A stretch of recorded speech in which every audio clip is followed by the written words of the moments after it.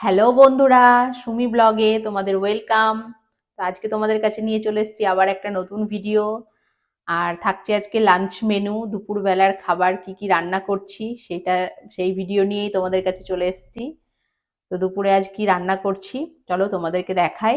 আর জমিয়ে খাওয়া দাওয়া হবে, ঠান্ডা তো খুব পড়েছে, আর ঠান্ডার সময় এই মেনুটা খেতে কিন্তু আমাদের খুব ভালো লাগে। বিভিন্ন রকমের সবজি কেটে নিয়েছি, গাজর, বিনস, নতুন আলু, ফুলকপি, মটরশুঁটি, বাদাম, কাঁচা লঙ্কা সব রেডি করে নিয়েছি।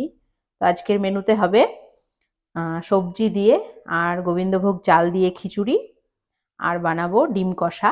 তো সবাই স্নান করে রেডি খাওয়ার জন্য। এখানে এই যে খিচুড়ি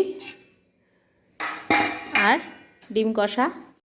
প্রত্যেকটা রেসিপি তোমরা আমার ইউটিউব চ্যানেল এবং ফেসবুকে পেয়ে যাবে। চলো, একদম কষা কষা ডিম, তার সঙ্গে আলু। কেমন লাগছে দিদা খেতে?